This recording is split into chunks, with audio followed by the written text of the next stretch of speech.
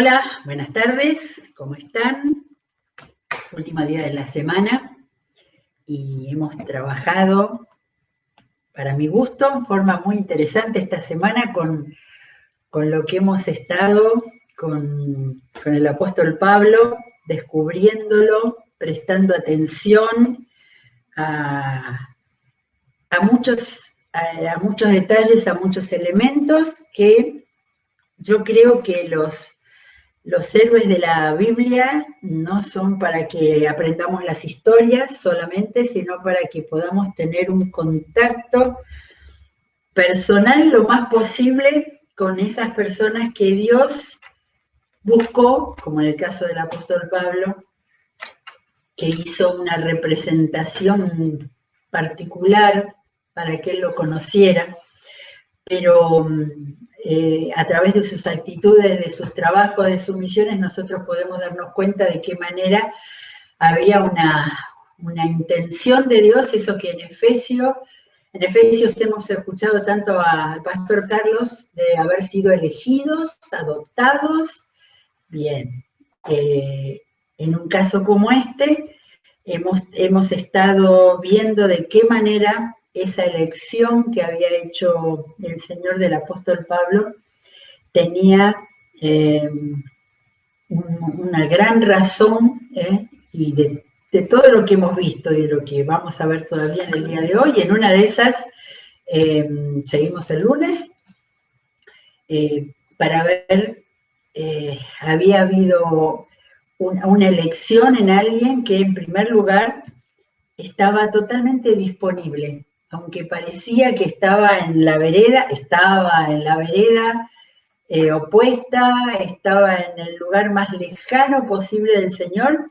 Sin embargo, era el tipo de persona que estaba disponible, se me ocurre esa palabra, que estaba disponible para que el Señor hiciera con él la tremenda obra que hizo en la expansión misionera de la Iglesia en el siglo I. Antes de leer, estuve tomando detalles de lo que habíamos leído en estos 2 días anteriores, ¿sí? El jueves, el miércoles, pensando en qué cosas, en todo este episodio, ¿sí? De 12 días por un lado, más 2 años, que fueron lo que estuvo ahí en Cesarea, de qué elementos en la vida, en el carácter, en la disposición del apóstol Pablo podía llamarnos la atención y decir, vuelvo a eso de que no es cuestión de que conozcamos la maravillosa historia de la expansión de la Iglesia en el siglo I. Importa muchísimo ver cómo Dios trabaja con las personas, cómo Dios espera con aquellos que tienen un llamamiento, grande o chico, pero todos tenemos un llamamiento. Esta es una iglesia en la que se habla permanentemente del propósito, todos tenemos un propósito de Dios que tenemos que descubrir, y entonces ver cómo Dios moldea, ver cómo Dios utiliza y dirige, es lo más que puede darnos la palabra, como en un caso como este, ¿no? Viendo el final del libro de los Hechos de los Apóstoles. Bueno, si tengo que decir del apóstol Pablo, primero su convicción, ¿sí? Él pasó de ser Saulo de Tarso a ser Pablo. Y entonces en todo ese paso, desde aquel trasfondo ahora lo vamos a ver cuando él cuenta de nuevo su testimonio, pero desde aquel momento en que era un fanático y un obsesivo total en contra de los judíos, esa misma pasión es la pasión que Pablo tomó, que el Señor tomó para que llegara a ser Pablo, ¿sí? De manera que la convicción en lo que creía, eso es algo que en un tiempo livianito y light como es este, es muy importante que la gente pueda ver en un cristiano. Tiene convicción. Después de eso diría coraje, ¿sí? Todo lo que pasó, los 3 viajes y todo lo que pasó en este tiempo que yo pensaba, él vio frustrados sus planes, sus propósitos, tenía que seguir con la actividad misionera. Volvió a Jerusalén porque llevaba la ofrenda que habían recogido de todas las iglesias por la necesidad económica que había en la provincia de Judea, y volvía para seguir, y sin embargo se vio frenado completamente. Pero estoy segura que ese coraje se unió con su firmeza y la claridad que él tenía de propósito, de manera tal de irse dando cuenta, estoy segura que él se iba dando cuenta que estos 2 años de estar retenido, quién sabe a cuánta gente pudo hablarle ahí, con cuántos pudo relacionarse, y sobre todo con la iglesia de Cesarea o con las iglesias de Cesarea.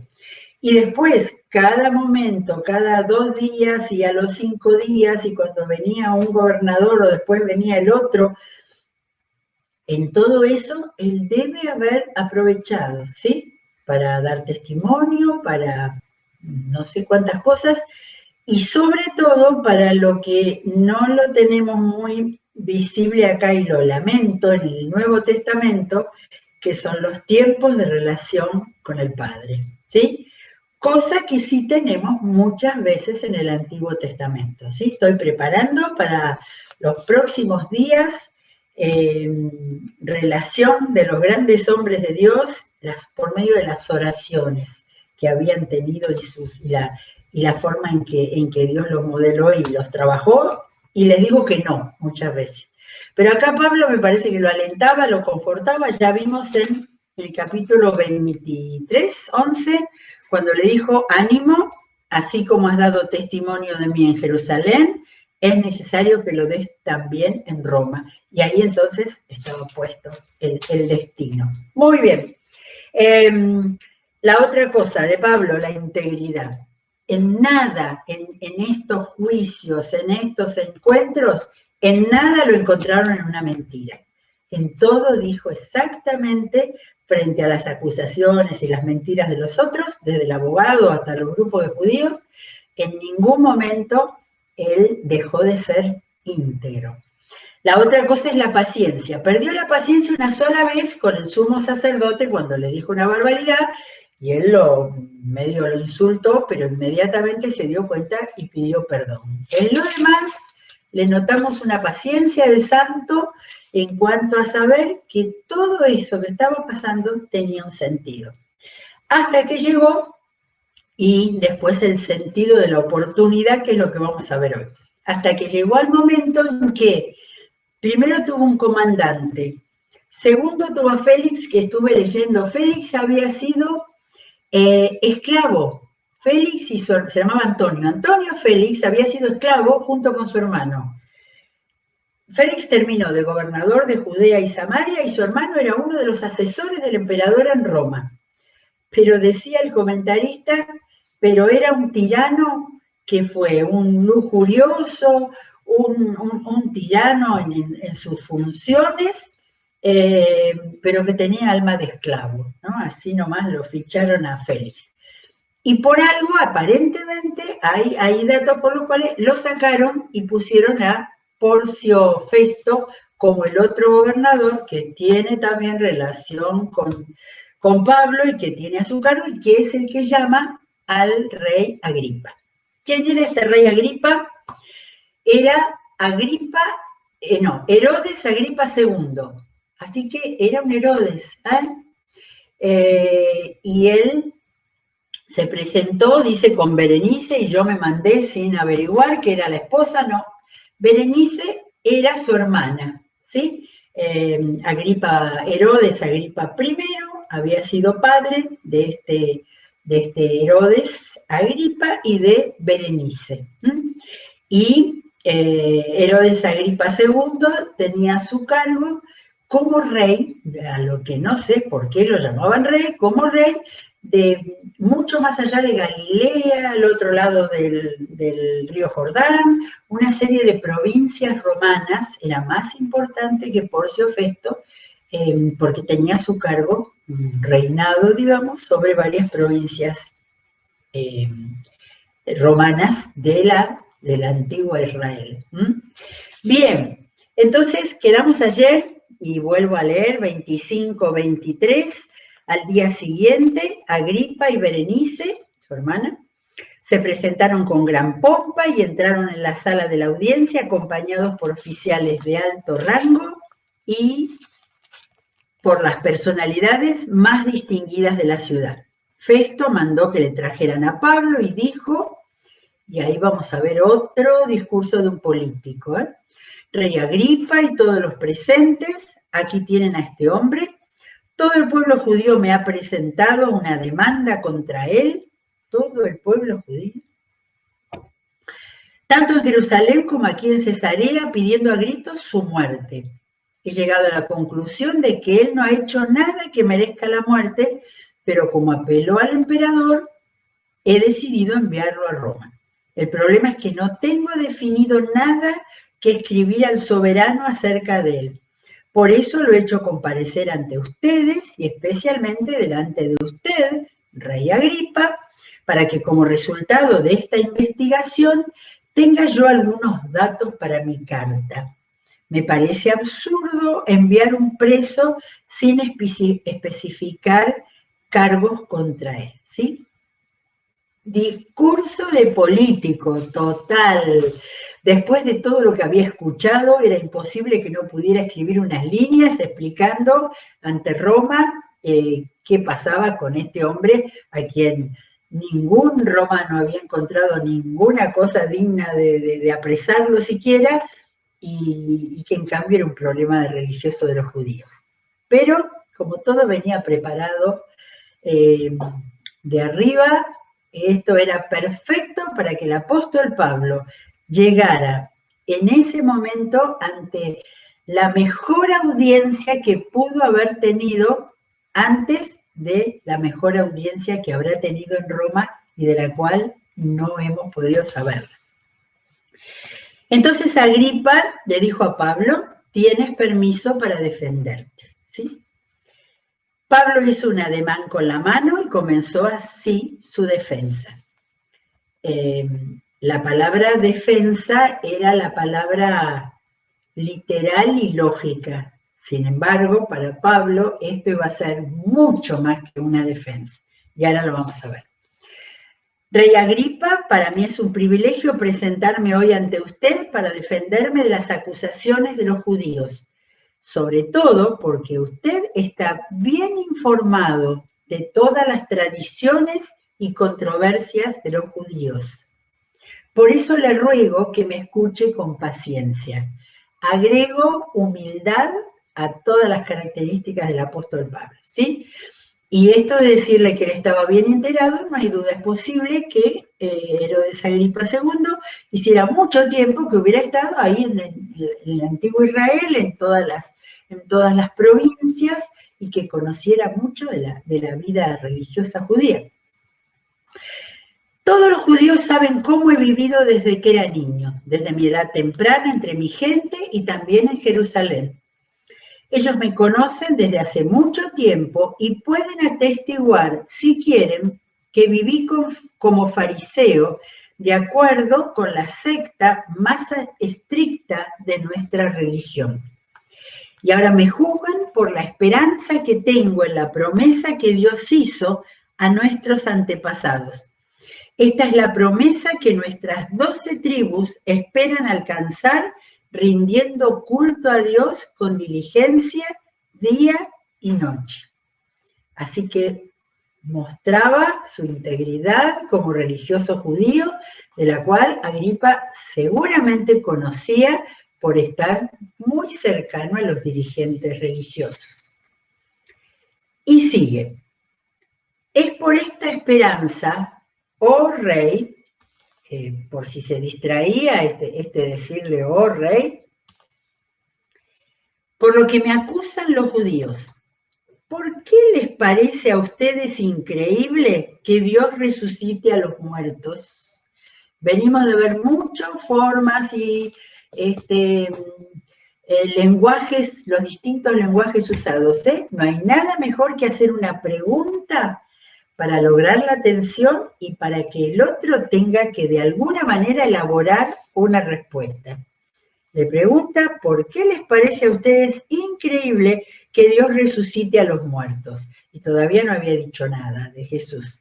Pues bien, yo mismo estaba convencido de lo que debía hacer, de que debía hacer todo lo posible por combatir el nombre de Jesús de Nazaret. Y acá lo introduce. Eso es precisamente lo que hice en Jerusalén. Con la autoridad de los jefes de los sacerdotes metí en la cárcel a muchos de los santos y cuando los mataban yo manifestaba mi aprobación. Muchas veces anduve de sinagoga en sinagoga castigándolos para obligarlos a blasfemar. Mi obsesión contra ellos me llevaba al extremo de perseguirlos, incluso en ciudades del extranjero. No es muy fácil reconocer la barbarie que había hecho Pablo, ¿sí? No es muy fácil. Él parte de su carga, que a esta altura el Señor había, por supuesto, perdonado y olvidado y limpiado, pero él lo estaba reconociendo frente a las autoridades que habían estado en todo ese tiempo en la zona. Versículo 12, en uno de esos viajes iba yo hacia Damasco con la autoridad y la comisión de los jefes de los sacerdotes. A eso del mediodía, oh rey, mientras iba por el camino, vi una luz del cielo, más refulgente que el sol, que con su resplandor nos envolvió a mí y a mis acompañantes. Todos caímos al suelo y yo oí una voz que me decía en arameo. Hice la revisión con el antiguo, con el testimonio que dio 2 capítulos atrás y con Hechos 9, donde está la conversión, y acá esta es la versión más completa. Aquí está diciendo que cayeron todos al suelo, está diciendo algo más del resplandor más refulgente que el sol, y está diciendo que la voz le habló en arameo, que no estaba en los otros. La voz le dijo, Saulo, Saulo, ¿por qué me persigues? ¿Qué sacas con darte cabezazos contra la pared? Bueno, acá hay que buscar antecedentes, ¿eh?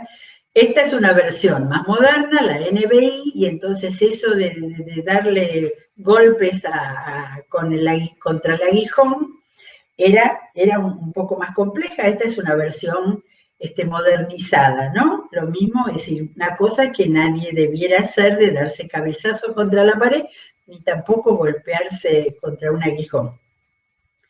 En esta traducción, esta frase no está en el capítulo 9 de Hechos.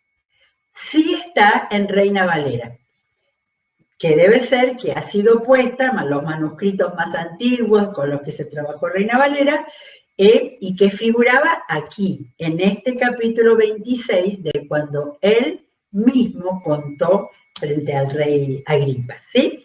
Pequeños detalles que no cambian nada del fondo, pero interesante, porque yo me acordaba de memoria, dura cosa te es dar coces contra el aguijón, de Reina Valera 9, ¿sí? De Hechos capítulo 9. Sin embargo, evidentemente los manuscritos más nuevos han mostrado que no estaba en ese primer relato, escrito por Lucas, y ahora sí aparecía en el relato más amplio ante el rey Agripa.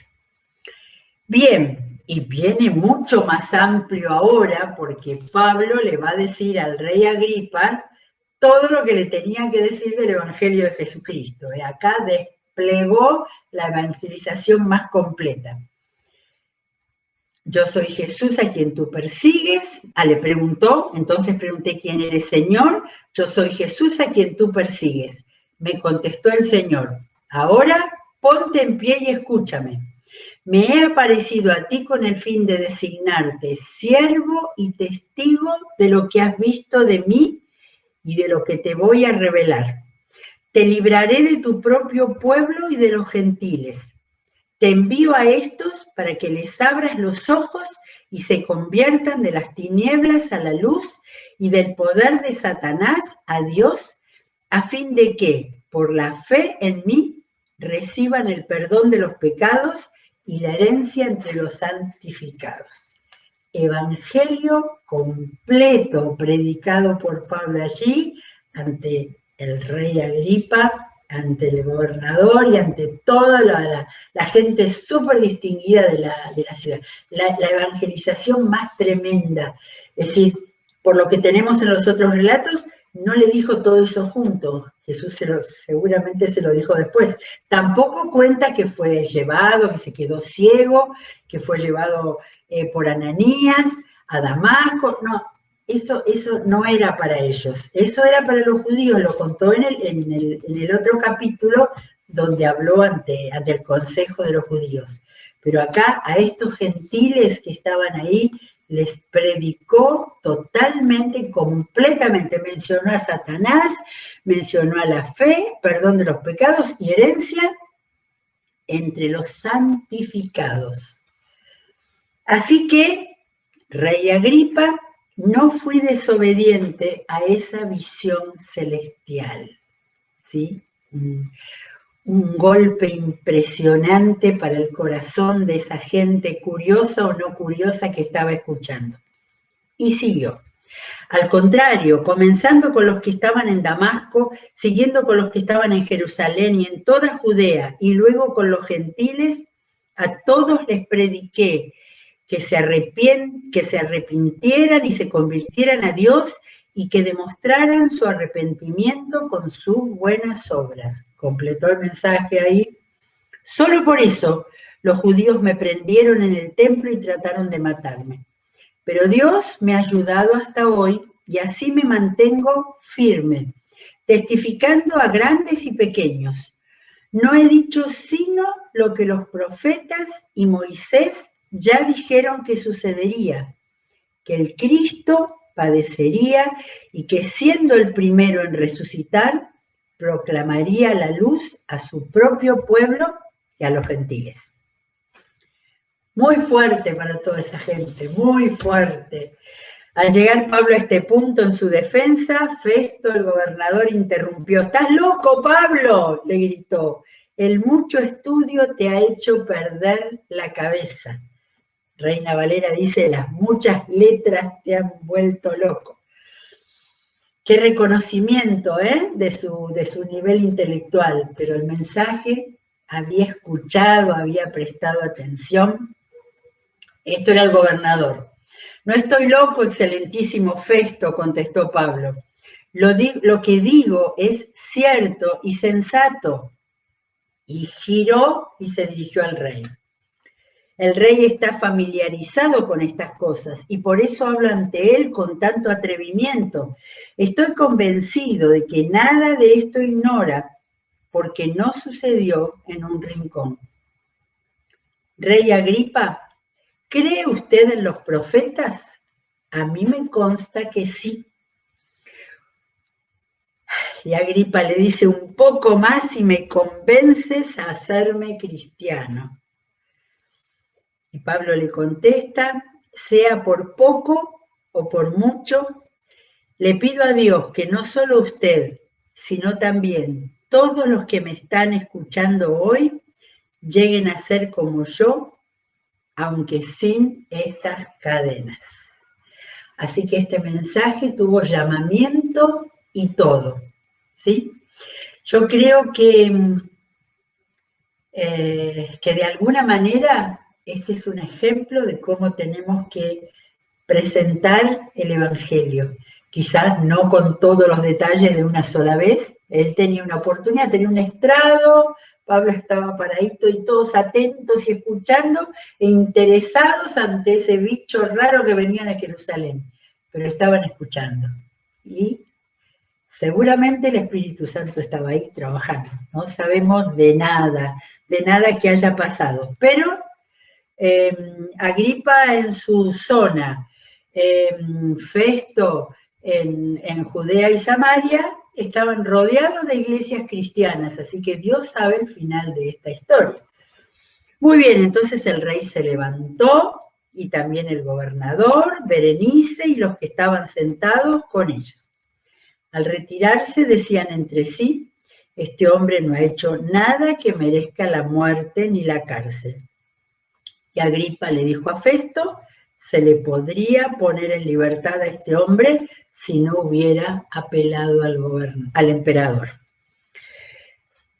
Humanamente hablando, me parece que si hubiera quedado ahí en ese lugar, Pablo corría peligro. De manera que no solo por la misión de ir a Roma a decir este mismo mensaje, sino por el hecho de que el encono de los judíos peor seguiría después de haber sabido que tuvo esa oportunidad de predicación ante el rey Agripa y el gobernador.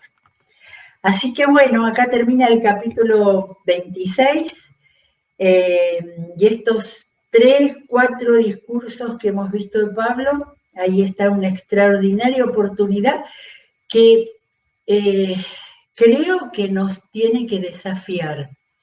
En este tiempo que es más fácil hablar con cualquiera, digo cualquiera, todas las personas de todo tipo, de todo rango, por los medios audiovisuales, por la tecnología, por todo lo que tantos han aprendido en este tiempo, se puede llegar a todo el mundo. Los gobernantes de este tiempo atienden a los pastores y se puede llegar a darles el mensaje. El mensaje tiene que llegar, ¿sí? Y este último mensaje de Pablo, que fue increyendo, en la firmeza, en la forma de llegar a fondo del corazón de las personas, con todo coraje, con toda seguridad, con ese sentido de oportunidad que daba el Señor. Quería recordar un versículo, Lucas 21, en ese capítulo que Lucas, que estaba acá al lado de Pablo, ¿no? Que Lucas, cuando escribió el Evangelio, contó que Jesús les dijo que antes de todo esto, hablando del fin, echarán mano de ustedes y los perseguirán, los entregarán a las sinagogas y a las cárceles, y por causa de mi nombre los llevarán ante reyes y gobernadores. Así tendrán ustedes la oportunidad de dar testimonio ante ellos. Pues yo mismo les daré tal elocuencia y sabiduría para responder que ningún adversario podrá resistirles ni contradecirles. La palabra que Lucas había escrito, esa palabra se cumplió perfectamente en estos encuentros de Pablo, en tribunales, con acusadores, con las autoridades romanas, en todo él tuvo la palabra para llegar de la mejor manera. Muy bien, a los evangelizadores de este tiempo, que somos todos nosotros, tenemos que tomar ejemplo del coraje, de la firmeza, de la humildad, de la paciencia, del sentido de oportunidad de este Pablo, a quien Dios buscó, porque era el apropiado y el oportuno para llegar a estos niveles y con todo ese coraje. No estoy muy segura todavía, pero es probable, faltan 2 capítulos para terminar el libro de los Hechos, y es tan apasionante el viaje porque no se terminó todo, no tomó un avión y llegó a Roma, no, empezó a pasar en el mar Mediterráneo, no sé, creo que más peligro de lo que había pasado en sus viajes y en este momento, ¿sí? Así que posiblemente el lunes vamos a trabajar sobre los 2 últimos capítulos del libro de los Hechos. Muy bien, gracias a Dios por su palabra tan extraordinaria para nosotros. Cerramos la Biblia, la volvemos a abrir el lunes que viene, si Dios quiere. Que sea un excelente fin de semana, que tengamos unos maravillosos cultos, como siempre, y nos volveremos a encontrar. Que Dios los bendiga muchísimo.